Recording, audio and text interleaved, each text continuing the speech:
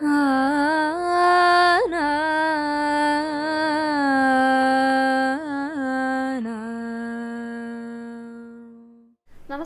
Guruvayur devotees ഓൺലൈനിലേക്ക് ഏവർക്കും സ്വാഗതം. സർവം കൃഷ്ണമയം. കൃഷ്ണായ വാസുദേവായ ദേവകീ നന്ദനായ ച നന്ദഗോപകുമാരായ ഗോവിന്ദായ നമോ നമഃ. ഇന്നത്തെ വീഡിയോയിൽ നമ്മൾ ചന്ദ്രഗ്രഹണത്തെക്കുറിച്ചാണ് പറയാനായിട്ട് പോകുന്നത്. ഈ വർഷത്തെ ആദ്യത്തെ ചന്ദ്രഗ്രഹണമാണ് മാർച്ച് 3-ാം തീയതി വരുന്നത് കേട്ടോ. മാർച്ചൊക്കെ ആയി, ഫെബ്രുവരി ഇനി നാളെയും കൂടി ഉള്ളൂ. അപ്പോൾ 3-ാം തീയതി ചന്ദ്രഗ്രഹണമാണ്. അപ്പോൾ ഇത് പറയാനായിട്ടുള്ള കാരണം ഒരു ഭക്ത എൻ്റെ അടുത്ത് പറഞ്ഞതാണ്. നമ്മുടെ ഗ്രൂപ്പിൽ കൂടുതലും അമ്മമാരാണുള്ളത്. തീർച്ചയായിട്ടും അവർക്ക് ഉപകാരപ്പെടും. കാരണം അമ്മമാരാണല്ലോ കൂടുതൽ പാചകമൊക്കെ ചെയ്യുന്നത് മിക്ക വീടുകളിലും. കൂടുതലും എന്നാണ് പറഞ്ഞിരിക്കുന്നത് കേട്ടോ, എല്ലാ വീടുകളിലത്തെ കാര്യമല്ല പറഞ്ഞിരിക്കണേ. അപ്പോൾ അവർക്ക് സ്വാഭാവികമായിട്ട് കുറച്ച് സംശയങ്ങളുണ്ടാവും. ഈ ഗ്രഹണ സമയത്ത് ഭക്ഷണം പാചകം ചെയ്യാൻ പാടുണ്ടോ, കഴിക്കാൻ പാടുണ്ടോ, എത്ര സമയം മുന്നെയാണ് ഭക്ഷണം കഴിച്ചിരിക്കേണ്ടത്, ഇനിയിപ്പോൾ മുൻകൂട്ടി തയ്യാറാക്കിയിട്ടുള്ള ഭക്ഷണം ഗ്രഹണം കഴിഞ്ഞാൽ നമുക്ക് ഉപയോഗിക്കാനായിട്ട് പാടുണ്ടോ, അങ്ങനെയുള്ള നിരവധി സംശയങ്ങൾ. അപ്പോൾ അതേക്കുറിച്ചൊരു വീഡിയോ ചെയ്യുമെന്ന് പറഞ്ഞിട്ടുണ്ടായിരുന്നു. കഴിയുന്നതും എത്രയും പെട്ടെന്ന് തന്നെ ചെയ്യാനായിട്ട് പറഞ്ഞിട്ടുണ്ടായിരുന്നു കേട്ടോ. അപ്പോൾ അതാണ് ഇന്നത്തെ ചന്ദ്രഗ്രഹണത്തെക്കുറിച്ചുള്ള ഒരു വീഡിയോ. അപ്പോൾ ഈ ഗ്രഹണ സമയത്ത് നമുക്ക് എന്തൊക്കെ കാര്യങ്ങളാണ് ചെയ്യാൻ പാടില്ലാത്തത്, എന്തൊക്കെയാണ് ചെയ്യേണ്ടത്, ഈ ശ്രദ്ധിക്കേണ്ട കാര്യങ്ങളെക്കുറിച്ചാണ് ഇന്നത്തെ വീഡിയോയിൽ പറയാനായിട്ട് പോകുന്നത്. അതോടൊപ്പം തന്നെ ഈ ഗ്രഹണവുമായി ബന്ധപ്പെട്ട ഒരു കുഞ്ഞു കഥ കൂടെ ഉൾപ്പെടുത്തിയിട്ടുണ്ട് കേട്ടോ. പിന്നെ കുറച്ച് സംശയങ്ങളും കൂടെ നമ്മുടെ ഭക്തരുടെ ഉൾപ്പെടുത്തിയിട്ടുണ്ട്. അപ്പോൾ വീഡിയോ എല്ലാവരും മുഴുവനായിട്ട് കാണാൻ ശ്രമിക്കുക. വീഡിയോയിലേക്ക് കടക്കുന്നതിന് മുൻപായിട്ട് നമുക്ക് ഇന്നലത്തെ ഗുരുവായൂരപ്പൻ്റെ അലങ്കാരം പറഞ്ഞുകൊണ്ട് തുടങ്ങാം. ഇന്നലെ നമ്മുടെ ഗുരുവായൂരപ്പനുണ്ടല്ലോ കാളിയമർദ്ദന രൂപത്തിലാണ് അലങ്കാരമായിട്ട് ചാർത്തിയിട്ടുണ്ടായിരുന്നത്. കാളിയൻ്റെ ഭണത്തിനു മുകളിൽ ഒരു കുഞ്ഞുണ്ണി കൃഷ്ണൻ കയറി നിൽക്കുകയാണ്. വലത്തെ കയ്യിൽ പൊന്നോടക്കുഴൽ പിടിച്ചിട്ടുണ്ട്, ഇടത്തെ കയ്യിലെ കാളിയൻ്റെ വാലും പിടിച്ചിട്ടുണ്ട്. ഞാൻ എപ്പോഴും പറയാറുണ്ട്, കാളിയമർദ്ദനം വരുന്ന സമയത്ത് നമ്മുടെ മനസ്സിലുള്ള അഹങ്കാരങ്ങളെയാണ് ഈ ഭഗവാൻ നമ്മുടെ പൂർണ്ണമായിട്ടും അത് മനസ്സിൽ നിന്ന് ഇല്ലാതാക്കുന്നത് എന്ന് പറയാറുണ്ട്. പക്ഷേ അത് മാത്രമല്ല കേട്ടോ, അപ്പോൾ അഹങ്കാരം മാത്രമല്ല ഒരു ദുഷിച്ച ഒരു ചിന്ത എന്ന് പറയണത്. നമ്മുടെ മനസ്സിൽ എന്തൊക്കെ ആരുടെങ്കിലും അടുത്തൊരു വൈരാഗ്യമുണ്ട്, ദേഷ്യമുണ്ട്, അല്ലെങ്കിൽ എന്തെങ്കിലും സങ്കടങ്ങളുണ്ട്, എന്തൊക്കെ വികാരങ്ങളാണെങ്കിലും നമുക്കത് ആവശ്യമില്ലാത്തതാണോ നമ്മൾ ഭഗവാനെ വിളിക്കുക. ഭഗവാൻ അതെല്ലാം മാറ്റിത്തരും എന്നാണ് പറയണത്. അപ്പോൾ ഇടയ്ക്കിടയ്ക്ക് ഇങ്ങനെ കാളിയമർദ്ദന അലങ്കാരം വരാറുണ്ട്.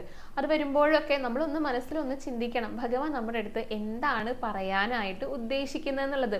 ഒരു കുഞ്ഞു അഹങ്കാരം അല്ലെങ്കിൽ ഒരു കുഞ്ഞു ദേഷ്യം, ഒരു കുഞ്ഞു പൊട്ട ചിന്ത നമ്മുടെ മനസ്സിലുണ്ടെങ്കിൽ അത് അപ്പോൾ ഇല്ലാതാക്കണം എന്ന് ഭഗവാന് നല്ല നിർബന്ധമുണ്ട്. കാരണം ഭഗവാന്റെ ഭക്തരെല്ലാവരും നല്ലവരായിരിക്കണം, നല്ല മനസ്സിനുടമകളായിരിക്കണം എന്ന് ഏറ്റവും നിർബന്ധമുള്ളത് നമ്മുടെ ഗുരുവായൂരപ്പനാ.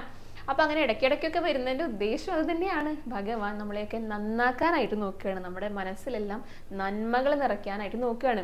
അപ്പം ഭഗവാന്റെ അടുത്ത് നന്നായിട്ട് പ്രാർത്ഥിക്കുക. കാളിയമർദ്ദന രൂപത്തിലുള്ള ഭഗവാന്റെ അടുത്ത് എന്തൊക്കെ മനസ്സിൽ ദുശ്ചിന്തകളുണ്ടോ, അതേപോലെ തന്നെ എന്താ പറയുക, ദേഷ്യമുണ്ടോ, വൈരാഗ്യമുണ്ടോ, സങ്കടങ്ങളുണ്ടോ, അഹങ്കാരങ്ങളുണ്ടോ, എല്ലാം മാറ്റിത്തരണേ ഭഗവാനെ എന്ന് ഭഗവാന്റെ അടുത്ത് പ്രാർത്ഥിക്കുക. അപ്പം എന്താകും, നമ്മുടെ മനസ്സിലുള്ള എല്ലാ നെഗറ്റിവിറ്റീസും പോയിട്ട് പോസിറ്റിവിറ്റി മാത്രമായിരിക്കും. അപ്പം എന്താ ഉണ്ടാകുക, ഭഗവാൻ നമ്മുടെ അടുത്ത് സംവദിക്കുന്ന കാര്യങ്ങൾ കൃത്യമായിട്ട് നമുക്ക് മനസ്സിലാകും. ഭഗവാൻ നമ്മുടെ കൂടെയുണ്ട് എന്ന് ഭഗവാൻ തന്നെ നമുക്ക് മനസ്സിലാക്കി തരും. നമ്മൾ ചോദിക്കുന്ന ഓരോ കാര്യങ്ങൾക്കും നമുക്ക് പല രീതിയിൽ ഉത്തരങ്ങൾ ലഭിച്ചു തുടങ്ങും. അങ്ങനെയൊക്കെയാണ് ഭഗവാൻ നമ്മുടെ അടുത്ത് സംവദിക്കുക. അതിനെന്താ വേണ്ടത്, നമ്മുടെ മനസ്സ് ശുദ്ധമായിരിക്കണം. എന്നാൽ മാത്രമേ ഭഗവാൻ നമ്മുടെ അടുത്ത് പറയുന്നത് നമുക്ക് മനസ്സിലാകാനായിട്ട് സാധിക്കുള്ളൂ. അപ്പം എന്താണ് പറഞ്ഞത്, നമ്മുടെ മനസ്സിലുള്ള എല്ലാ ദുഷ്ചിന്തകളും മാറ്റണം. ഒപ്പം തന്നെ സങ്കടങ്ങളുണ്ടെങ്കിലും അതും ഭഗവാന്റെ അടുത്ത് പറഞ്ഞു കഴിഞ്ഞാൽ അവിടെയും പരിഹാരങ്ങളുണ്ട്. അപ്പം അതൊക്കെയാണ് കാളിയമർദ്ദനം വരുന്ന സമയത്ത് നമുക്ക് നമ്മുടെ മനസ്സിലുണ്ടാകേണ്ട കാര്യങ്ങൾ. എന്തൊക്കെ നമ്മുടെ മനസ്സിൽ ചീത്ത കാര്യങ്ങളുണ്ടെങ്കിലും അതിനെല്ലാം മാറ്റുന്ന ഭഗവാനായിട്ടാണ് ഇന്നലെ കാളിയമർദ്ദന രൂപത്തിൽ ഈ അലങ്കാരം ചാർത്തിയിട്ടുണ്ടായിരുന്നു കേട്ടോ. അപ്പം എല്ലാവരും ഗുരുവായൂരപ്പൻ്റെ ആ ഒരു രൂപമൊക്കെ നന്നായി മനസ്സിൽ കണ്ടിട്ട് നന്നായി തൊഴുത് പ്രാർത്ഥിച്ചോളൂ. ഗുരുവായൂരപ്പ ശരണം എന്നൊന്ന് കമൻറ്റ് ബോക്സിൽ രേഖപ്പെടുത്തിക്കോളൂ. അപ്പോൾ നമുക്കിനി ചന്ദ്രഗ്രഹണത്തെക്കുറിച്ച് പറയാം കേട്ടോ. ചന്ദ്രഗ്രഹണം വരുന്നത് മാർച്ച് 3-ാം തീയതിയാണ്.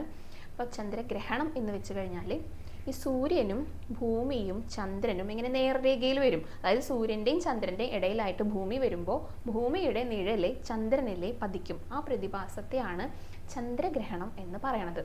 അത് ഉച്ചതിരിഞ്ഞിട്ട് 3:18 മുതൽ 6:47 വരെയുള്ള സമയത്താണ് കേട്ടോ ചന്ദ്രഗ്രഹണം നടക്കുന്നത്.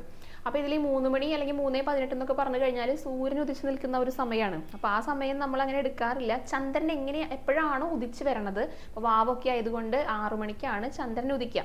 അപ്പോൾ ആ ഒരു സമയം മുതലാണ് ശരിക്കും ചന്ദ്രഗ്രഹണം, അതായത് ചന്ദ്രൻ ഉദിക്കുന്നത് തന്നെ ഗ്രഹണത്തോട് കൂടിയിട്ടാണ്. അത് 6:47 വരെയാണ് ഉണ്ടായിരിക്കുക. അപ്പോൾ ഈ സമയങ്ങളിൽ ക്ഷേത്രനട, അപ്പോൾ വൈകിട്ട് ഉച്ചയ്ക്കത്തെ പൂജയൊക്കെ കഴിഞ്ഞാൽ ക്ഷേത്രനട അടച്ചു കഴിഞ്ഞാൽ, ഇപ്പോൾ ഏത് ക്ഷേത്രങ്ങളാണെങ്കിലും ഈ ഗ്രഹണ സമയം കഴിഞ്ഞിട്ടേ നട തുറക്കുള്ളൂ. ഗുരുവായൂർ ക്ഷേത്രമാണെങ്കിലും അങ്ങനെ തന്നെയാണ് കേട്ടോ. ഉത്സവ സമയമായതുകൊണ്ട് വൈകിട്ട് ആ ഒരു സമയത്ത് പകർച്ചയൊക്കെ ഉണ്ടായിരിക്കും, അന്ന് അതൊന്നും ഉണ്ടായിരിക്കില്ല. പിന്നെ ഗ്രഹണം കഴിഞ്ഞിട്ട് നട തുറന്നിട്ട് കുളിച്ച് ശുദ്ധിയായിട്ട് ഭഗവാന്റെ ആ അത്താഴപൂജയ്ക്കുള്ള ഒരുക്കങ്ങൾ, പിന്നെ അത്താഴപൂജ, പിന്നെ ശ്രീഭൂതബലി, പുറത്തേക്ക് എഴുന്നള്ളും, പിന്നൊക്കെ പഴയ പോലെ തന്നെയായിരിക്കും. ഇപ്പോൾ ഏതൊരു കുട്ടിയമ്പലമാണെങ്കിലും സാധാരണ കുട്ടിയമ്പലങ്ങളൊക്കെ 5 മണിക്കാണ് തുറക്കുക. പക്ഷേ ഈ ഗ്രഹണത്തിൻ്റെ ദിവസം 5 മണിക്കല്ല തുറക്കുക, ഗ്രഹണം കഴിഞ്ഞിട്ടേ ആ ക്ഷേത്രങ്ങളൊക്കെ തുറക്കുകയുള്ളൂ. അപ്പോൾ അങ്ങനെയുള്ള കാര്യങ്ങളൊന്ന് ശ്രദ്ധിക്കുക. പിന്നെ എന്താന്ന് വെച്ചാൽ ഈ ഗ്രഹണത്തിന് ഈ ഭക്ഷണം ആ ഒരു സമയത്ത് കഴിക്കരുത് എന്ന് പറയും. ഇപ്പോൾ 3:18 ഗ്രഹണം തുടങ്ങുന്നത്, 6:47 വരെ. അപ്പോൾ ഈ സമയങ്ങളിൽ ഭക്ഷണം കഴിക്കാൻ പാടില്ല, ഭക്ഷണം പാചകം ചെയ്യാനും പാടില്ല. നമ്മൾ ഉച്ചയ്ക്ക് ഭക്ഷണം കഴിച്ചു കഴിഞ്ഞാൽ 3 മണിക്ക് ആരും കഴിക്കില്ല. ഉച്ചഭക്ഷണം എന്ന് പറയുന്നത് ഉച്ചയ്ക്കിനല്ലേ കഴിക്കുക, 1 മണി അല്ലെങ്കിൽ 12:30 ആ ഒരു സമയത്തോടു കൂടി കഴിച്ചു കഴിഞ്ഞാൽ പിന്നെ ഗ്രഹണം കഴിഞ്ഞിട്ടേ കഴിക്കാനായിട്ട് പാടുള്ളൂ. ഇപ്പോൾ ഈ രാവിലെ ഉണ്ടാക്കി വെച്ച ഭക്ഷണമാണെങ്കിൽ കൂടെ ഗ്രഹണം കഴിഞ്ഞാൽ ആ ഗ്രഹണം കഴിഞ്ഞിട്ട് പിന്നെ അത് കഴിക്കാൻ പാടില്ല എന്നാണ് പറയുക. പിന്നെ കുളിച്ച് ശുദ്ധമായി വന്നിട്ട് പുതിയതായി ഭക്ഷണം ഉണ്ടാക്കിയിട്ട് വേണം കഴിക്കാനായിട്ട്. അപ്പോൾ അങ്ങനെ പറയാറുണ്ട് കേട്ടോ. കാരണം വിഷാംശമൊക്കെ ഉണ്ടാകും എന്നാണ് പറയാറുള്ളത്. ഞാഞ്ഞൂലിന് പോലും വിഷമുള്ള സമയമാണ് ഈ ഗ്രഹണം, അങ്ങനെയാണ് പറഞ്ഞു കേട്ടിട്ടുള്ളത്. അപ്പം അതുകൊണ്ടാണ് വിഷാംശം ഉണ്ടായിരിക്കും. അപ്പോൾ ആ ഒരു സമയത്ത് ഉണ്ടാക്കി വെച്ച ഭക്ഷണമൊന്നും കഴിക്കരുത്, ആ സമയത്ത് ഭക്ഷണം കഴിക്കാൻ പാടില്ല, പാചകം ചെയ്യാനും പാടില്ല എന്ന് പറയണത്. പിന്നെ ഇത് മാത്രമല്ല, ശുഭകാര്യങ്ങളൊന്നും ആ ഒരു സമയത്ത് ചെയ്യാറില്ല കേട്ടോ. കാരണം ക്ഷേത്രം പോലും അടച്ചിടുന്ന ഒരു സമയമാണ്. അപ്പോൾ ശുഭകാര്യങ്ങളൊന്നും ചെയ്യാനായിട്ട് പാടില്ല, അരുതാത്ത ഒരു സമയമായിട്ടാണ് പറയുക. പിന്നെ ഗർഭിണികളായിട്ടുള്ളവരെ അവരൊന്നും പുറത്തേക്ക് ഇറങ്ങരുത് എന്നൊക്കെ പറയാറുണ്ട് കേട്ടോ. പിന്നെ ശാസ്ത്രീയമായിട്ടുള്ള വശങ്ങൾ കൂടുതലൊന്നും അറിയില്ല, നമ്മളൊരു വിശ്വാസം, നമ്മളിങ്ങനെ പണ്ട് മുതലേ പറഞ്ഞ് കേട്ടിട്ടുള്ള കാര്യങ്ങളാണ് പറയണത്. അതേപോലെ തന്നെ ഇപ്പോൾ ക്ഷേത്രം അടച്ചിടുമല്ലോ, അപ്പോൾ നമ്മുടെ വീടുകളിലും പൂജാമുറിയൊക്കെ ഉള്ളവർ പൂജാമുറി അടച്ചിടുക.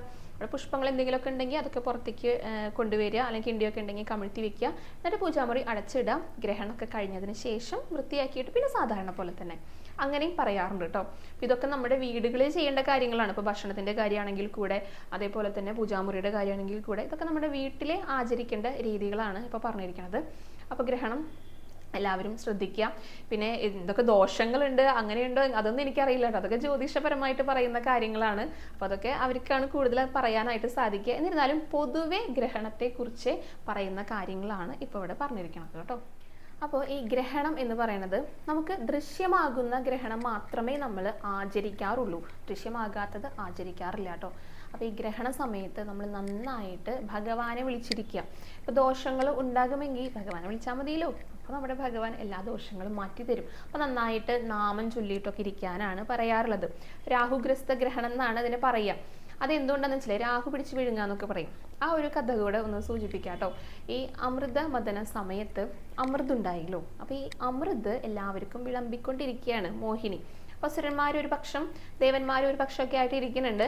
അങ്ങനെ ഈ സൂര്യനും ചന്ദ്രനും ഇരിക്കുന്ന സമയത്ത് ഇവർക്കിടയിലായിട്ട് ഒരു അസുരൻ കയറിയിരുന്നു. ആരും പെട്ടെന്ന് ശ്രദ്ധിച്ചില്ല കേട്ടോ. മോഹിനിയാണെങ്കിൽ സൂര്യനും ചന്ദ്രനും വിളമ്പി കൊടുക്കുന്ന കൂട്ടത്തിലെ ഈ അസുരനും ആ തവി കൊണ്ട് അമൃത് കൊടുത്തു. അങ്ങനെ ഇത് കഴിക്കുന്നതോട് കൂടിയിട്ട് കുറച്ച് കഴിച്ചു എന്ന് തന്നെ പറയാം. അപ്പോഴാണ് സൂര്യനും ചന്ദ്രനും ഇത് ശ്രദ്ധിച്ചിട്ട് മോഹിനിയുടെ അടുത്ത് പറഞ്ഞു, അയ്യോ ഈ ഇരിക്കുന്നത് അസുരനാണെന്ന് പറഞ്ഞു. അപ്പോൾ തന്നെ മോഹിനി എന്താ ചെയ്യുന്നറിയോ, ആ കയ്യിലിരിക്കുന്ന വിളമ്പുന്ന ആ തവി ഉണ്ടല്ലോ അതുകൊണ്ട് ഒറ്റയടി അടിച്ചു, ആ ശിരസിൻ്റെ അവിടേക്ക് അടിച്ചത്. അപ്പോൾ ഇത് സുദർശനമായിട്ട് മാറി എന്നാണ് പറയുന്നത്. സുദർശന ചക്രമായിട്ട് മാറിയിട്ട് ഈ ശിരസ് അറുത്തു. അപ്പോൾ ഈ അസുരൻ്റെ ശിരസ് ഒരു സ്ഥലത്ത് ഉടലൊരു സ്ഥലത്തായിട്ടാണ് മാറിയത്, 2 കഷ്ണമായി. അപ്പോൾ ഈ ശിരസ് എന്ന് പറയുന്നത് അതിൻ്റെ തലയുണ്ടല്ലോ അത് രാഹുവായിട്ട് മാറി, ഈ ഉടല് കേതുവായിട്ട് മാറി. അപ്പോൾ എന്താ ഉണ്ടായെന്ന് വെച്ചാൽ ഈ സൂര്യനും ചന്ദ്രനും പറഞ്ഞു കൊടുത്തത് കൊണ്ടാണല്ലോ ഇങ്ങനൊരു അവസ്ഥ ഈ അസുരന് വന്നത്. അപ്പോൾ ഇടയ്ക്കിടയ്ക്ക് ഈ അസുരൻ്റെ ആ ഒരു ശിരസ് പോയിട്ട് ഈ സൂര്യനെയും ചന്ദ്രനെയും വിഴുങ്ങും. അപ്പം അതിനെയാണ് ഗ്രഹണം എന്ന് പറയുന്നത്. പുരാണങ്ങളിലൊക്കെ ഗ്രഹണം എന്ന് പറയുന്നത് ഈ രാഹു പോയിട്ട് ഇങ്ങനെ വിഴുങ്ങുന്നതാണ്, സൂര്യനെയും ചന്ദ്രനെയും വിഴുങ്ങുന്നതാണ്. അപ്പോൾ വിഴുങ്ങി കഴിഞ്ഞാലും ആലോചിച്ച് നോക്കി നോക്കൂ, ശിരസിൻ്റെ ഇവിടം വരെയുള്ളൂ, ബാക്കി അങ്ങോട്ടേക്ക് ഇല്ല. അപ്പോൾ വിഴുങ്ങിയാലും കുറച്ച് കഴിഞ്ഞാൽ അത് പുറത്തേക്ക് തന്നെ വരും. അപ്പോൾ അതാണ് ഈ ഗ്രഹണം എന്ന് പറയുന്നത് കേട്ടോ. ശാസ്ത്രീയമായിട്ട് നിഴൽ വീഴുന്നതെന്നാണ് പറയണത്. എന്നിരുന്നാലും പുരാണങ്ങളിലൊക്കെ ഈ വിഴുങ്ങലിനെയാണ്, രാഹു വന്നിട്ട് വിഴുങ്ങുന്നതിനെയാണ് ഗ്രഹണം എന്ന് പറയുന്നത്. അതാണ് രാഹുഗ്രസ്ത ഗ്രഹണം എന്ന് പറയുന്നത്. ഈ കേതുഗ്രസ്ത ഗ്രഹണം ഉണ്ട്, അതിൽ പക്ഷേ വിഴുങ്ങാൻ പറ്റില്ലല്ലോ, കാരണം വായില്ല, ശിരസ്സില്ല. അപ്പോൾ അതിങ്ങനെ കയ്യിൽ പിടിച്ച് നിൽക്കും, ചെറുതായിട്ടൊക്കെ ഒന്ന് ബുദ്ധിമുട്ടിക്കും, എന്നിട്ട് വിടും, അത്രയേ ഉള്ളൂ. അപ്പോൾ അതാണ് രാഹുഗ്രസ്ത ഗ്രഹണം എന്ന് പറയുന്നത്. അപ്പോൾ ദൃശ്യമാകുന്ന ഗ്രഹണമാണ് നമ്മൾ ആചരിക്കുന്നത്. അപ്പോൾ ഈ വർഷത്തെ ആദ്യത്തെ ചന്ദ്രഗ്രഹണം വരുന്നത് മാർച്ച് 3-ാം തീയതിയാണ്. ഉച്ചതിരിഞ്ഞിട്ട് 3:18 മുതൽ 6:47 വരെയാണ്. അപ്പോൾ ഈ സമയങ്ങളിൽ ചെയ്യേണ്ട കാര്യങ്ങൾ എന്താണ്? നാമം ജപിച്ചുകൊണ്ടിരിക്കുക, നന്നായിട്ട് ഭഗവാനെ വിളിക്കുക. ചെയ്യരുതാത്ത കാര്യങ്ങളും പറഞ്ഞിട്ടുണ്ട്. അപ്പോൾ അതൊക്കെ ഓരോരുത്തരുടെ സ്ഥിതിക്കനുസരിച്ച് എല്ലാവരും വൃത്തിയായിട്ട് കൃത്യമായിട്ട് ചെയ്യുക കേട്ടോ. ഇനി നമുക്ക് കുറച്ച് സംശയങ്ങളിലേക്ക് കിടക്കാം കേട്ടോ. നമ്മുടെ ഭക്തരുടെ സുധി എന്ന് പറഞ്ഞിട്ടുള്ള ID എന്ന് വന്നിട്ടുള്ള ഒരു ചോദ്യമാണ്. പാമ്പിനെ സ്വപ്നം കണ്ടു കഴിഞ്ഞാൽ എന്താണ് ഫലം? അങ്ങനെ കാണാതിരിക്കാനായിട്ട് എന്താണ് ചെയ്യേണ്ടതെന്ന് ചോദിച്ചിട്ടുണ്ട്. ഒപ്പം ഒരു ദിവസം മഞ്ചാടിയും സ്വപ്നം കണ്ടിരുന്നു എന്നും കൂടെ പറഞ്ഞിട്ടുണ്ട് കേട്ടോ. മഞ്ചാടി സ്വപ്നം കണ്ടതിനെ കുറിച്ച് ആദ്യം പറയാം. മഞ്ചാടിയൊക്കെ കാണുന്നത് വളരെ നല്ലതാണ്. കാരണം നമ്മൾ മഞ്ചാടി അല്ലെങ്കിൽ കുന്നിക്കുരു അതൊക്കെ കണ്ടു കഴിഞ്ഞാൽ ഭഗവാന്റെ ചിന്തയാണ് നമുക്ക് ആദ്യം മനസ്സിലേക്ക് വരിക. അത് ഏതൊരാൾക്കും അങ്ങനെയാണ് വരിക. ഭഗവാന്റെ ഭക്തരാണോ, ഭഗവാന്റെ ആരാധകരാണോ, ആദ്യം നമ്മുടെ ഗുരുവായൂരപ്പനെ ഓർമ്മ വരിക.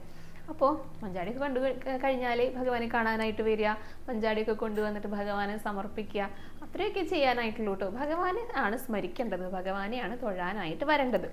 ഇനിയിപ്പോൾ പാമ്പിനെ സ്വപ്നം കണ്ടു എന്ന് വിചാരിക്കാം. പലതരത്തിൽ കാണാം. വെറുതെ എഴഞ്ഞു പോകുന്നതോ അല്ലെങ്കിൽ ഉപദ്രവിക്കുന്നതോ ഒക്കെ ആയിട്ട് കാണാം. അങ്ങനെ എന്ത് കണ്ടു കഴിഞ്ഞാലും ഇപ്പോൾ ഏതെങ്കിലും നാഗക്ഷേത്രങ്ങൾ, നാഗക്കാവുകൾ, അവിടേക്ക് എന്തെങ്കിലും, ഞാൻ ആനയുടെ കാര്യം പറഞ്ഞല്ലോ, അതേപോലെ തന്നെ വഴിപാടുകൾ എന്തെങ്കിലും മറന്നു പോയിട്ടുണ്ടോ, ചെയ്യാനായിട്ട് നമ്മൾ ആഗ്രഹിച്ചിട്ട് വഴിപാട് നേർന്നിട്ട് അത് മുടങ്ങി കിടക്കണുണ്ടോ എന്ന് ആദ്യം ആലോചിക്കുക. അങ്ങനെയാണെങ്കിൽ അത് അവിടെ പോയിട്ട് ചെയ്യാം. ഇനിയിപ്പോൾ അങ്ങനെയൊന്നും ഇല്ലെങ്കിൽ കൂടെ നമ്മൾ എന്തെങ്കിലും ഒരു വഴിപാട് നാഗക്കാവുകളിൽ പോയിട്ട് സമർപ്പിക്കുക. അതിപ്പോൾ അവിടുത്തെ ഏതെങ്കിലും ചെയ്യുന്ന വഴിപാട് നൂറും പാലും അങ്ങനെയുള്ള വഴിപാടുകളായിട്ട് ചെയ്യാം. അല്ലെങ്കിൽ പൈസയൊക്കെ ഒഴിഞ്ഞു വെക്കും. ഇപ്പോൾ പാമ്പുമേക്കാവിലേക്ക്, അതുപോലെ തന്നെ മണ്ണാറശാലയിലേക്ക്, അവിടേക്കൊക്കെ എന്തെങ്കിലും പൈസ ഒഴിഞ്ഞു വെക്കുക, നന്നായി പ്രാർത്ഥിക്കുക. അങ്ങനെയുള്ള സ്വപ്നങ്ങളൊന്നും, കാരണം പാമ്പിനെ കണ്ടു കഴിഞ്ഞാൽ പേടിക്കുക ചെയ്യുക, അല്ല കൂടുതൽ അങ്ങനെയാണ് ചെയ്യുക. അതുകൊണ്ട് അതൊരു ദുസ്വപ്നം അല്ലെങ്കിൽ ഒരു പേടിപ്പെടുത്തുന്ന ഒരു സ്വപ്നമായിട്ടാണ് വരിക. അപ്പം അങ്ങനെയൊന്നും ഉണ്ടാവരുതേന്ന് അവിടെ പ്രാർത്ഥിച്ചിട്ട് പൈസയൊക്കെ ഒഴിഞ്ഞു വെക്കുക. അപ്പം അത്രയൊക്കെയാണ് പൊതുവെ പറഞ്ഞു കേട്ടുള്ളത് കേട്ടോ. അപ്പം അപ്രകാരം ചെയ്തോളൂ. അടുത്തത് സനിത എന്നൊരു ഭക്ത ചോദിച്ചൊരു ചോദ്യമാണ് കേട്ടോ. മോളെ, എനിക്ക് ഉറക്കമില്ല എന്നാണ് പറഞ്ഞിരിക്കുന്നത്, പേടിയാണെന്ന്. കാരണം ഉറങ്ങാനായിട്ട് കിടക്കുമ്പോഴേ ഇപ്പോൾ മരിച്ചവരെയൊക്കെ ഓർമ്മ വരും, പണ്ട് കാലത്ത് പറഞ്ഞിട്ടുള്ള വല്ല കഥകൾ, പേടിപ്പെടുത്തുന്ന കഥകളൊക്കെ ഓർമ്മ വരും. അപ്പം എന്താ ചെയ്യേണ്ടത്? നാരായണീയത്തിൽ ഏത് ദശകമാണ് ചൊല്ലി നമസ്കരിക്കേണ്ടതെന്ന് ചോദിച്ചിട്ടുണ്ട്. 39 വയസ്സേ ആയിട്ടുള്ളൂ എന്നും പറഞ്ഞു. അപ്പോൾ നാരായണീയത്തിൽ അങ്ങനെ പേടിക്കുക എന്ന് പറഞ്ഞിട്ട് പ്രത്യേകിച്ച് ഒരു ദശകമൊന്നും ഇല്ല കേട്ടോ. അത് ഏത് വേണമെങ്കിലും നമുക്ക് വായിക്കാം. നാമം ചൊല്ലുക എന്നുള്ളത് തന്നെയാണ് പ്രധാനം. പേടി വരുന്നുണ്ടോ? നാമം ചൊല്ലുക. എന്ത് സങ്കടങ്ങളുണ്ടെങ്കിലും നാമം ചൊല്ലാം. അപ്പോൾ പേടിക്കും നാമം ചൊല്ലാം. അപ്പോൾ അങ്ങനെ ചൊല്ലിയിട്ട് ഭഗവാൻ നമ്മുടെ കൂടെ ഉണ്ട് എന്നുള്ളൊരു വിശ്വാസം നമുക്ക് വരുമല്ലോ. ഭഗവാൻ കൂടെ ഉണ്ടായി കഴിഞ്ഞാൽ പിന്നെ എന്തിനാ നമുക്ക് പേടിക്കുന്നത്? അപ്പോൾ ആ ഒരു ചിന്തയിലേക്ക് നമ്മൾ എത്തണം. അതിന് എന്ത് വേണം? നാമം ചൊല്ലുക, നന്നായിട്ട് നാമം ചൊല്ലുക. എത്രത്തോളം പകൽ സമയങ്ങളിലാണെങ്കിലും രാത്രി കിടക്കാൻ പോകുന്ന സമയങ്ങളിലാണെങ്കിലും നാമം ചൊല്ലിയിട്ട് കിടക്കുക. അതേപോലെ തന്നെ ഇത് ഞാൻ മുൻപും പറഞ്ഞിട്ടുണ്ട് കേട്ടോ. കാരണം ഇപ്പോൾ ഫോണൊക്കെ എല്ലാവർക്കും ഉപയോഗിക്കാൻ അറിയാം, എല്ലാവരുടെ കയ്യിലും ഫോണുണ്ട്. അപ്പോൾ യൂട്യൂബൊക്കെ തുറന്നു കഴിഞ്ഞാൽ ഭഗവാന്റെ കാര്യങ്ങളുണ്ടായിരിക്കും. ഭഗവാന്റെ ഏതെങ്കിലും പാട്ടുകൾ, അല്ലെങ്കിൽ ഇപ്പോൾ ഇതുപോലെ തന്നെ വിഷ്ണു സഹസ്രനാമം അല്ലെങ്കിൽ നാരായണീയത്തിൽ ഏതെങ്കിലുമൊക്കെ ഭാഗങ്ങൾ ചൊല്ലുന്നത്, അതൊക്കെ കേൾക്കാം. അല്ലെങ്കിൽ ഭഗവാന്റെ കഥകളൊക്കെ കേൾക്കാം. അപ്പോൾ ഇതൊക്കെ ഇങ്ങനെ കേട്ടിരുന്നാൽ കുറച്ച് കഴിഞ്ഞാൽ, ഞാൻ കോട്ടുവായിരുന്ന ആ ഒരു വീഡിയോയിലാണ് ഞാൻ അത് പറഞ്ഞിട്ടുണ്ടായിരുന്നത്, സ്വാഭാവികമായിട്ട് നമുക്ക് ഉറക്കം വരും. അപ്പം നമ്മൾ ഉറങ്ങും. പിന്നെ ഞെട്ടി ഉണർന്നാലും ഭഗവാനാണ് കൂടെ ഇരിക്കുന്നത്. അപ്പോൾ ആ ഒരു ചിന്തയോട് കൂടിയിട്ട് നമുക്ക് പിന്നെയും ഉറങ്ങാനായിട്ട് സാധിക്കും. അപ്പോൾ ഭഗവത് ചിന്തകളോട് കൂടിയിട്ട് നമ്മൾ ഉറങ്ങാൻ കിടക്കുന്ന സമയത്ത് ഭഗവാന്റെ കാര്യങ്ങൾ മാത്രം ആലോചിക്കുക, ഭഗവാന്റെ കാര്യങ്ങൾ മാത്രം കാണുക, ഭഗവാനെ കുറിച്ച് മാത്രം കേൾക്കുക. അത്രേ പറയാനായിട്ടുള്ളൂ. അപ്പോൾ നാമം ചൊല്ലിക്കഴിഞ്ഞാൽ തന്നെ ഒരുവിധം പേടികളൊക്കെ പമ്പ കിടക്കും. അത്രയും പവർഫുള്ളാണ് ഭഗവാന്റെ നാമങ്ങൾ എന്ന് പറയുന്നത്. നന്നായിട്ട് നാമം ചൊല്ലിക്കിടന്നോളൂ കേട്ടോ. ഇതുപോലെയുള്ള ബുദ്ധിമുട്ടുകൾ അനുഭവിക്കുന്ന നിരവധി പേരുണ്ടായിരിക്കും. ഇപ്പോൾ ഒറ്റയ്ക്കൊക്കെയാണ് താമസിക്കുന്നത് എന്ന് വെച്ചാൽ, ഒറ്റയ്ക്ക് താമസിക്കുന്ന അമ്മമാരുണ്ട് കേട്ടോ. അമ്മമാർ മാത്രമല്ല, ഇപ്പോൾ ചെറിയ കുട്ടികളായിട്ട് ഒറ്റയ്ക്ക് ഉദ്ദേശിച്ച കുട്ടികളെ നമ്മളിപ്പോൾ പേടിക്ക് ഒരു ആശ്വാസമായിട്ട് അങ്ങനെ കാണാൻ പറ്റില്ല. ചെറിയ കുട്ടികളൊക്കെ ആണെങ്കിൽ ഒറ്റപ്പെടൽ തന്നെയാണ്. അങ്ങനെയൊക്കെ വരുന്നവരെ എന്ത് ചെയ്യണം? ഇപ്പോൾ വൈകുന്നേരം ഇപ്പോൾ സെർവൻസോ അങ്ങനെ ആരെങ്കിലുമൊക്കെ കൂടെ കിടക്കാനായിട്ട് കിട്ടുമെങ്കിൽ, അല്ലെങ്കിൽ അങ്ങനെ ആരെങ്കിലും കൂടെ നമുക്ക് വിശ്വസിച്ച് നമ്മുടെ കൂടെ കിടത്താനായിട്ട്, അല്ലെങ്കിൽ നമ്മളുടെ ആ റൂമിൽ കിടത്താനായിട്ട് അങ്ങനെയുള്ള സൗകര്യം ഉണ്ടെങ്കിൽ അങ്ങനെ ചെയ്യാം. എല്ലാവർക്കും അതിനൊന്നും പറ്റിയെന്ന് വരില്ല. അപ്പോൾ നമ്മുടെ കൂടെ ഒരാളുണ്ട് എന്ന് തോന്നിക്കഴിഞ്ഞാൽ പിന്നെ ആ പേടിയൊക്കെ ഒരുവിധമൊക്കെ മാറേണ്ടതാണ്. ഒറ്റയ്ക്കൊക്കെ കിടക്കുമ്പോഴാണ് പലർക്കും അങ്ങനെയൊക്കെ പേടി വരിക. നമ്മുടെ മനസ്സ് വളരെ എന്താ പറയുക, ബലമില്ലാത്ത മനസ്സാണ്, ധൈര്യമില്ലാത്ത മനസ്സൊക്കെ ആണെങ്കിലാണ് ചെറിയൊരു ശബ്ദമായിരിക്കും കേട്ടിട്ടുണ്ടായിരിക്കാം, അപ്പോഴേക്കും നന്നായിട്ട് പേടിക്കും. പക്ഷെ അത് എന്താണെന്ന് അറിയാനായിട്ട് നമ്മൾ ശ്രമിക്കുകയാണെങ്കിൽ കുഴപ്പമില്ല. ഇപ്പോൾ വെറുതെ ഒരു പൂച്ച ചാടിയ ശബ്ദമാണെങ്കിലും നമ്മൾ അയ്യോ ആരോ ചാടി എന്ന് തോന്നും. രാത്രിയിലൊക്കെ അങ്ങനെ തോന്നുക, അത് പൂച്ചയാണ് എന്ന് നമുക്ക് മനസ്സിലായി കഴിഞ്ഞാൽ പിന്നെ നമുക്ക് പേടിയില്ല. നമുക്ക് അറിയാത്ത കാര്യങ്ങളാണെങ്കിലാണ് പേടി വരുള്ളൂ. നമ്മൾ അറിഞ്ഞു കഴിഞ്ഞാൽ പേടി ഉണ്ടാവില്ല. എന്ന് വെച്ചാൽ രാത്രി പുറത്തിറങ്ങി നോക്കണം എന്നല്ല കേട്ടോ പറയണത്. അപ്പോൾ നമ്മൾ പോസിറ്റീവായിട്ട് ചിന്തിക്കുക. അത്രയും അപകടം പിടിച്ച സ്ഥലങ്ങളൊക്കെ ആണെങ്കിൽ എന്തായാലും ഒറ്റയ്ക്ക് താമസിക്കാതിരിക്കുക. എനിക്കാണ് പറയാനായിട്ടുള്ളത്. പിന്നെ നാമം ജപിക്കുക കേട്ടോ. എന്തൊക്കെ ഉണ്ടെങ്കിലും നാമം ജപിച്ചു കഴിഞ്ഞാൽ എല്ലാ പേടിയും മാറിക്കിട്ടുന്നതായിരിക്കും. അടുത്തത് ദീപ്സ് എന്ന് പറഞ്ഞിട്ടുള്ള ഐഡിയിൽ നിന്ന് വന്നിട്ടുള്ള ചോദ്യമാണ്. അവർക്ക് 5 വർഷം കഴിഞ്ഞിട്ടാണ് കുട്ടികളുണ്ടായത്. അപ്പോൾ കുട്ടികളുണ്ടാവാൻ വേണ്ടി വഴിപാട് നേർന്നിട്ടുണ്ടായിരുന്നു അമ്മ. അടുത്തുള്ള ശിവക്ഷേത്രത്തിലെ നെയ്യുകൊണ്ട് കുഞ്ഞിനെ തുലാഭാരം നടത്താമെന്നാണ് പ്രാർത്ഥിച്ചിട്ടുണ്ടായിരുന്നത്. മിൽമയുടെ നെയ്യ് കൊണ്ടൊന്നും ഒരു പ്രത്യേകം എഴുതിയിട്ടുണ്ട് കേട്ടോ. അപ്പോൾ കുട്ടികളുണ്ടായി കഴിഞ്ഞിട്ട് അവർക്ക് അതിനുള്ള ആ കുട്ടിയുടെ തൂക്കത്തിനനുസരിച്ചുള്ള നെയ്യ് തന്നെ വേണമല്ലോ. അതിനുള്ള സാമ്പത്തിക സ്ഥിതി ഇല്ല. അപ്പോൾ അവരത് ഇതുവരെ ചെയ്തിട്ടില്ല എന്നും പറഞ്ഞിട്ടുണ്ട്. അപ്പോൾ ഗുരുവായൂരപ്പന് ഇതിനെന്തെങ്കിലും പകരമായിട്ട് എന്തെങ്കിലും വഴിപാട് ചെയ്താൽ മതിയോ? അത് ശിവക്ഷേത്രത്തിൽ ചെയ്യണതിന് പകരമായിട്ട് അതിനുള്ള തുക അവരുടെ കയ്യിലില്ല. അപ്പോൾ പകരമായിട്ട് ഭഗവാനെ ഗുരുവായൂരപ്പന് എന്തെങ്കിലും നൽകിയാൽ മതിയോ എന്നാണ് ചോദിച്ചിരിക്കുന്നത്. ആ ചോദ്യം തന്നെ നമ്മളൊരു വിശ്വാസമാണ്. ഭഗവാൻ അല്ലെ മഹാദേവനെ അങ്ങനെ ഒരു വഴിപാട് നേർന്നത് കൊണ്ട് നമുക്കൊരു കുഞ്ഞുണ്ടായി എന്നുള്ളൊരു വിശ്വാസമാണ്. ആ ഒരു വിശ്വാസം നമ്മളെപ്പോഴും കാത്തു സൂക്ഷിക്കണം. നമ്മുടെ കയ്യിൽ ചിലപ്പോൾ ഇപ്പോൾ പൈസ ഉണ്ടായിന്ന് വരില്ല, സാരമില്ല, അതിലൊന്നും സങ്കടപ്പെടണ്ട. പൈസ ഉണ്ടാകുന്ന ഒരു സമയമുണ്ടല്ലോ, ആ സമയത്ത് അത് പോയിട്ട് ചെയ്യുക എന്നുള്ളതാണ് പ്രധാനം. അപ്പോൾ ഭഗവാനെ പൈസ ഇല്ലാത്തത് കൊണ്ടാണ് ഞാൻ ചെയ്യാത്തത്, കുറച്ച് പൈസ വേഗം എങ്ങനെയെങ്കിലുമൊക്കെ സംഘടിപ്പിച്ച് തരാനായിട്ട് മഹാദേവൻ്റെ അടുത്ത് തന്നെ പോയിട്ട് പറയാം. അപ്പോൾ തന്നെ നമുക്ക് അതിനുള്ള വഴികളൊക്കെ തെളിഞ്ഞു വരും. അപ്പോൾ ആ വഴിപാട് ചെയ്യാട്ടോ. അല്ലാതെ അവിടെ ചെയ്യുന്നതിന് പകരമായിട്ട് ഗുരുവായൂർ വന്നിട്ട് ഗുരുവായൂരപ്പന് എന്തെങ്കിലും വഴിപാട് ചെയ്യാൻ പറ്റുമോ എന്ന് ചോദിച്ചു കഴിഞ്ഞാൽ പറ്റില്ല എന്ന് വേണം. എന്ത് വഴിപാട് വേണമെങ്കിലും ഗുരുവായൂരപ്പന് ചെയ്തോളൂ. പക്ഷെ അവിടെ ചെയ്യുന്നതിന് പകരമായിട്ട് ഇവിടെ ഒന്നും ചെയ്യാനായിട്ട് സാധിക്കില്ല. ആർക്കും അങ്ങനെയുണ്ടോ? പകരക്കാരായിട്ടൊന്നും, പ്രത്യേകിച്ച് നമ്മുടെ ഗുരുവായൂരപ്പന് പകരമായിട്ടൊന്നും ചെയ്യാൻ പറ്റില്ല. മഹാദേവനും അങ്ങനെയൊക്കെ തന്നെയാണ്. നമ്മൾ എന്താണോ നേർന്നിട്ടുള്ളത് അത് വേണം അവിടെ കൊടുക്കാനായിട്ട്. അവിടെ കൊടുക്കാതെ വേറെ എവിടെ കൊടുത്തിട്ടും കാര്യമില്ല എന്ന് തന്നെയാണ് പറയാനായിട്ടുള്ളത്. പൈസയ്ക്ക് ബുദ്ധിമുട്ടുണ്ടെങ്കിൽ ഈ ഒരു സമയത്തല്ലേ ബുദ്ധിമുട്ടുണ്ടാകുക, എന്നും നമുക്ക് ഒരുപോലെ ആയിരിക്കില്ല. അപ്പോൾ കാശുണ്ടാകുന്ന സമയത്ത് ആ ഒരു വഴിപാട് നേരുക. പിന്നെ ഭഗവാന്റെ അടുത്ത് പറയുക, ഇന്ന കാരണം കൊണ്ടാണ് കേട്ടോ ഞാനത് ചെയ്യാത്തത്, എനിക്ക് കുറച്ച് സമയം തരൂ, അല്ലെങ്കിൽ അതിനുള്ള വഴി നീ തന്നെ കാണിച്ചു തരൂ എന്ന് ഭഗവാന്റെ അടുത്ത് പ്രാർത്ഥിക്കുക. അപ്പോൾ നമുക്ക് അതിനുള്ള വഴികളൊക്കെ തെളിഞ്ഞു വരും. എപ്പോഴും പറഞ്ഞുകൊണ്ടിരിക്കുന്ന കാര്യങ്ങളല്ലേ, നമ്മുടെ പ്രാർത്ഥനകൾക്കാണ് ഏറ്റവും പ്രാധാന്യം. എത്രത്തോളം നമ്മൾ ശക്തിയായിട്ട് പ്രാർത്ഥിക്കുന്നുണ്ടോ അത്രത്തോളം നമ്മുടെ എല്ലാ ബുദ്ധിമുട്ടുകളും മാറാനുള്ള ഒരു വഴി അത് ഭഗവാൻ തന്നെ കാണിച്ചു തരും. അടുത്തത് രേണുക സോമശേഖരൻ എന്നൊരു ഭക്ത ചോദിച്ച ചോദ്യമാണ് കേട്ടോ. എല്ലാ മാസവും ഷഷ്ടി വ്രതം നോൽക്കണം എന്ന് ആഗ്രഹമുണ്ട്. അപ്പോൾ പീരീഡ്സ് ആയിക്കഴിഞ്ഞാൽ വ്രതം നോൽക്കാനായിട്ട് സാധിക്കുമോ എന്നാണ് ചോദിച്ചിരിക്കുന്നത്. അപ്പോൾ ഇതിന് ചുവടെയായിട്ടൊരു കമൻറ്റും കൂടെ വന്നിട്ടുണ്ട്. സാധാരണ പീരീഡ്സ് ആയിക്കഴിഞ്ഞാൽ വ്രതങ്ങളൊന്നും തന്നെ നോൽക്കാറില്ലല്ലോ എന്നുള്ളത്. പക്ഷെ അങ്ങനെയല്ല കേട്ടോ. വ്രതം നോൽക്കുന്നതിൽ യാതൊരുവിധ വിരോധവുമില്ല. നമുക്ക് സാധാരണ എങ്ങനെയാണോ ഇപ്പോൾ ഏകാദശി വ്രതമാണെങ്കിൽ ഷഷ്ടി വ്രതമാണെങ്കിൽ ഏതാണെങ്കിലും ഈ വ്രതം എന്ന് ഉദ്ദേശിക്കുന്നത് നമ്മുടെ സ്വന്തം ശരീരത്തോട് ചെയ്യുന്ന ഒരു കാര്യമാണ്. ഇപ്പോൾ ഉപവാസം ഭഗവാനോട് കൂടെ ആയിരിക്കുക. ഭക്ഷണം കഴിക്കാതെയാണ് ചെയ്യുന്നതെങ്കിൽ അത് നമ്മുടെ ശരീരം നമ്മൾ സ്വയം ചെയ്യുന്ന കാര്യങ്ങളാണ്. അത് ചെയ്യുന്നതിൽ യാതൊരുവിധ വിരോധവുമില്ല. ക്ഷേത്രത്തിൽ പോകാൻ പറ്റില്ല, അത്രയേ ഉള്ളൂ. നാമം ജപിക്കാലോ. നമ്മൾ വലിയ പുസ്തകങ്ങളൊന്നും വായിക്കണം എന്നില്ല, വലിയ ശ്ലോകങ്ങളൊന്നും ചൊല്ലണമെന്നില്ല. നാരായണ നാമം ചൊല്ലിക്കൂടെ? ഈ ഇരട്ട നാമങ്ങൾക്കൊന്നും ശുദ്ധാക്ഷരങ്ങൾ നോക്കണ്ട എന്ന് പറയാറുണ്ട്. മുരുക ചൊല്ലാം. അങ്ങനെയൊക്കെ ചൊല്ലിക്കൊണ്ട് നമ്മൾ സാധാരണ ഇപ്പോൾ ഭക്ഷണം കഴിക്കാതെയാണോ ഉപവാസം അനുഷ്ഠിക്കുന്നത്, അത് ഭക്ഷണം കഴിക്കാതെയാണോ വ്രതം എടുക്കുന്നത്, അതൊക്കെ ചെയ്യാം. ക്ഷേത്രത്തിൽ പോകാൻ പറ്റില്ല എന്നുള്ളൊരു കാര്യം മാത്രമേ ഉള്ളൂ. അപ്പോൾ പീരീഡ്സ് ആയ സമയത്തും വ്രതം നോൽക്കുന്നതിൽ യാതൊരുവിധ വിരോധമില്ല കേട്ടോ. അങ്ങനെയാണെങ്കിൽ എല്ലാ മാസത്തെയും ഷഷ്ടി നോൽക്കാലോ. അപ്പോൾ അങ്ങനെ നോറ്റോളൂ, അതിലൊന്നും യാതൊരുവിധ വിരോധമില്ല. ഇതിനെങ്ങനെയാണ് പറയാമെന്നറിയോ? മരണം സംഭവിക്കാത്ത ഒരു സമയം ആണോ അപ്പോൾ പിന്നെ വ്രതം നോൽക്കരുത്. മരണം സംഭവിക്കുന്ന സമയത്തൊക്കെ വ്രതം നോൽക്കാന്നാണ് പറയണത്. അത് ഒന്നുകൂടെ ഒന്ന് ക്ലിയർ ആക്കി തരാം കേട്ടോ. ഇപ്പോൾ പീരീഡ്സ് ആയിട്ടിരിക്കുന്ന ഒരു വ്യക്തിയാണെന്ന് വിചാരിക്കുക, അവർക്ക് മരണം സംഭവിച്ചൂടെ? അവരെടുത്ത് കാലം ഞാനിപ്പോൾ വരില്ല എന്ന് പറയാൻ പറ്റുമോ?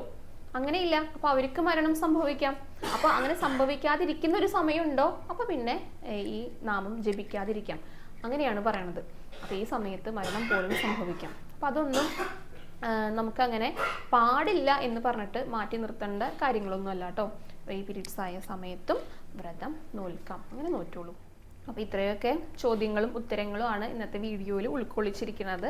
ചന്ദ്രഗ്രഹണത്തെക്കുറിച്ചും ഒരുവിധം കാര്യങ്ങളൊക്കെ, അതായത് പ്രധാനമായിട്ടും ശ്രദ്ധിക്കേണ്ട കാര്യങ്ങളൊക്കെ എല്ലാവർക്കും മനസ്സിലായിട്ടുണ്ട് എന്ന് തന്നെ കരുതുകയാണ് കേട്ടോ. അപ്പോൾ ഇന്നത്തെ വീഡിയോയും ഇവിടെ അവസാനിക്കുകയാണ്. ഇനി ഇതേപോലുള്ള പുതിയ വിശേഷങ്ങൾ, അതേപോലെ തന്നെ അലങ്കാരം, നാളത്തെ അലങ്കാരം, ചോദ്യങ്ങളുണ്ടെങ്കിൽ അതിൻ്റെ ഉത്തരങ്ങളൊക്കെ ആയിട്ട് നാളത്തെ വീഡിയോയിൽ കാണാം കേട്ടോ. പിന്നെ നാളെ ആനയോട്ടാണ്, കൊടിയേറ്റമൊക്കെയാണ്. അപ്പോൾ ഗുരുവായൂർക്ക് വരണം എന്ന് ആഗ്രഹിക്കുന്നവർക്ക് തീർച്ചയായിട്ടും വരാം. ഗുരുവായൂരപ്പൻ്റെ ഉത്സവത്തിൻ്റെ മുന്നോടിയായിട്ട് നടക്കുന്ന ആദ്യത്തെ ചടങ്ങാണ് ഈ ആനയോട്ടം എന്ന് പറയുന്നത്. അപ്പോൾ അതിലൊക്കെ പങ്കെടുക്കുക, കാണാൻ തന്നെ വളരെ സന്തോഷം നൽകുന്ന കാഴ്ചകളാണ് കേട്ടോ. ഗുരുവായൂർക്ക് വരണം എന്നുള്ളവർ തീർച്ചയായിട്ടും വന്നോളൂ. ഇന്നത്തെ വീഡിയോയുടെ അവസാനിക്കുകയാണ്. അപ്പോൾ നാളത്തെ വീഡിയോയിൽ കാണാം. ഹരേ കൃഷ്ണ, ഹരേ ഗുരുവായൂരപ്പ.